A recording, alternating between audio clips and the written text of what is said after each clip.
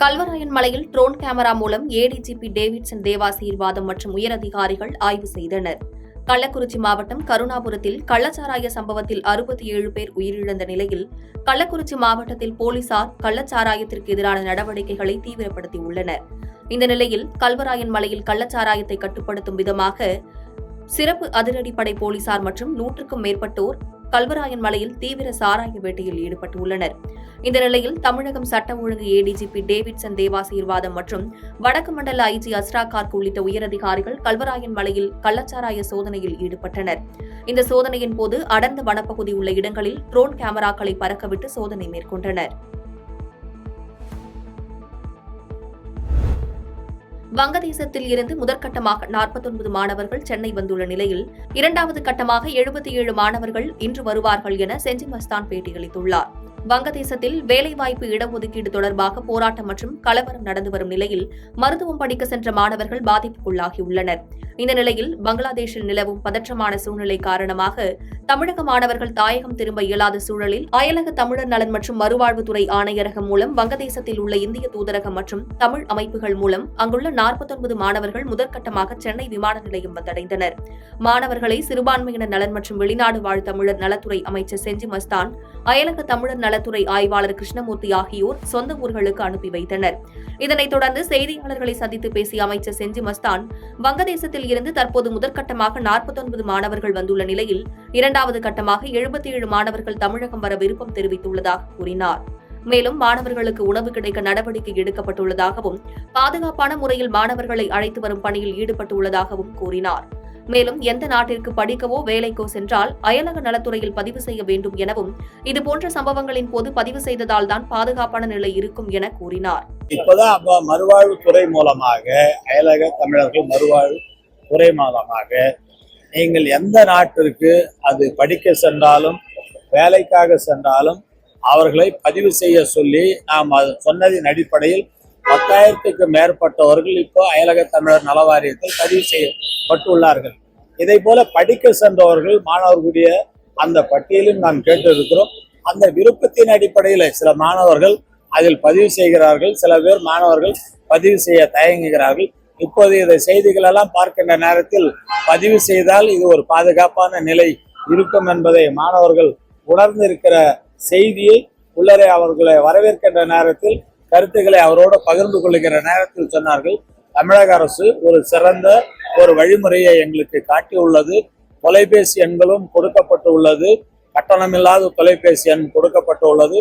தொலைபேசி எண் கொடுக்கப்பட்டது மட்டுமல்ல, நாங்கள் மிஸ்டு கால் கொடுத்தா கூட நேரடியாக துறை சார்பாக மீண்டும் அந்த தொலைபேசி எண்ணுக்கு தொடர்பு கொள்ளுகிற நிலையும் உருவாக்கி கொடுத்திருக்கிறது. பெரிய மகிழ்ச்சியாக இருக்கிறது என்பது கலந்துரையாடலில் அந்த மாணவர்கள் சொன்னார்கள். எனவே அந்த பணி சிறப்பாக நடைபெறும். புதுக்கோட்டை மாவட்டத்தில் நடைபெற்ற கம்பன் கழகம் நிறைவு விழாவில் சட்டத்துறை அமைச்சர் சிறப்புரையாற்றினார். புதுக்கோட்டை நகர்மன்ற வளாகத்தில் 49ஆம் ஆண்டு கம்பன் கழகம் விழா 10 நாட்கள் நடைபெற்று வந்தது. இதன் நிறைவு விழாவில் கம்பன் கழக தலைவர் SR தலைமை வகித்தார். கூடுதல் செயலர் சம்பத்குமார் அனைவரையும் வரவேற்று பேசினார். சிறப்பு அழைப்பாளராக சட்டத்துறை அமைச்சர் ரகுபதி, கம்பம் செல்வேந்திரன் ஆகியோர் கலந்து கொண்டு கம்பனின் புகழாரம் பற்றி சிறப்புரையாற்றினர். அப்போது பேசிய அமைச்சர் ராமனை திராவிட மாடல் ஆட்சிக்கு முன்னோடியாக கூறினார். பெரியாருக்கு முன்னால், அம்பேத்கருக்கு முன்னால், பேரறிஞர் அண்ணாவுக்கு முன்னால் திராவிட மாடல் ஆட்சியை முன்னெடுத்து சென்றிருப்பது கம்பராமாயணம் எனவும் சமத்துவம், சமூக நீதி இவற்றையெல்லாம் போதித்து உலகத்துக்கு எல்லோரும் சமம் என்று எடுத்து சொன்ன நாயகன் எனவும் கூறினார். திருப்பூரில் பித்தளை நகைகள் மீது தங்க முலாம் பூசி மோசடியில் ஈடுபட முயன்றவரிடம் இருந்து போலி நகைகளை பறிமுதல் செய்தனர். திருப்பூர் மாவட்டம் மாஸ்கோ நகர் பகுதியைச் சேர்ந்தவர் ஜீவா. பனியன் நிறுவனம் நடத்தி வரும் இவரிடம் திருப்பூர் ரயில் நிலையம் அருகே அறிமுகமான நபர் ஒருவர் மும்பையிலிருந்து மொத்தமாக தங்கத்தினை பெற்று நகைகளாக உற்பத்தி செய்து விற்பனை செய்து வருவதாகவும், தன்னிடம் உள்ள 10 லட்சம் மதிப்புள்ள நகைகளை பெற்று முன்பணமாக 5 லட்சமும், நகைகளை விற்ற பின் 5 லட்சமும் தரலாம் என தெரிவித்துள்ளார். மேலும் அவரிடம் இருந்த நகைகளில் இருந்து ஒரு சிறு பகுதியை சோதனைக்காக கொடுத்துள்ளார்.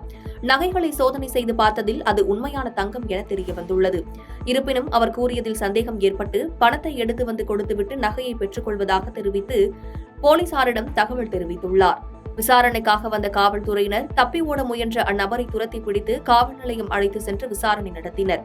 விசாரணையில் அந்நபர் திருச்சி மாவட்டத்தைச் சேர்ந்த பாபு என்பதும் ஆந்திராவை சேர்ந்த ராம்ஜி என்பவரின் குழுவில் இருந்து அவரிடமிருந்து பிரிந்து தனியாக மோசடி சம்பவங்களில் ஈடுபட தொடங்கியதாகவும், தொடர்ந்து திருப்பூரில் பித்தளை நகைகள் மீது தங்கம் முலாம் பூசி ஜீவா என்பவரிடம் மோசடியில் ஈடுபட முயன்றதும் தெரியவந்துள்ளது. பின்னர் பாபுவை கைது செய்த காவல்துறையினர் அவரிடமிருந்த போலி நகைகளையும் பறிமுதல் செய்தனர். மாங்காடு அருகே அனுமதியின்றி சேவல் சண்டை நடத்திய 8 பேர் கைது செய்யப்பட்டுள்ள நிலையில் 4 சேவல்கள் பறிமுதல் செய்யப்பட்டது. காஞ்சிபுரம் மாவட்டம் மாங்காடு அடுத்த பரணிப்புத்தூர் பகுதியில் உரிய அனுமதியின்றி விதிமுறைகளை மீறி சேவல் சண்டை நடப்பதாக வந்த தகவலை அடுத்து காவல்துறையினர் சம்பவ இடத்திற்கு சென்று சோதனை செய்தனர். அப்போது அங்கு சேவல் சண்டை நடப்பது உறுதியானது. காவல்துறையினரை கண்டதும் சேவல் சண்டையில் ஈடுபட்டவர்கள் தப்பி ஓட முயன்ற நிலையில் 8 பேரை மடக்கி பிடித்த காவல்துறையினர் காவல் நிலையம் அழைத்து சென்று விசாரணை மேற்கொண்டனர். விசாரணையில் பிடிப்பட்டவர்கள் யுவராஜ், வேலாயுதம், உதயா, முகமது அப்பாஸ் உட்பட 8 பேர் என்பது தெரியவந்தது. 8 பேரையும் கைது செய்த காவல்துறையினர் சொந்த ஜாமீனில் விடுதலை செய்தனர். மேலும் பறிமுதல் செய்யப்பட்ட 4 சேவல்களை வனத்துறை அதிகாரியிடம் ஒப்படைத்தனர். விதிமுறையை மீறி சேவல் சண்டை நடத்திய சம்பவத்தில் 8 பேர் கைது செய்யப்பட்ட சம்பவம் பரபரப்பை ஏற்படுத்தியுள்ளது. பாதகம் செய்பவரை கண்டால் நாம் பயங்கொள்ளலாகாது பாப்பா, மோதி மிதித்து விடு பாப்பா, அவர் முகத்தில் உமிழ்ந்து விடு பாப்பா. அண்மை செய்திகளை உடனுக்குடன் தெரிந்து கொள்ள இணைந்திருங்கள் இயம்நாடு தொலைக்காட்சியுடன்.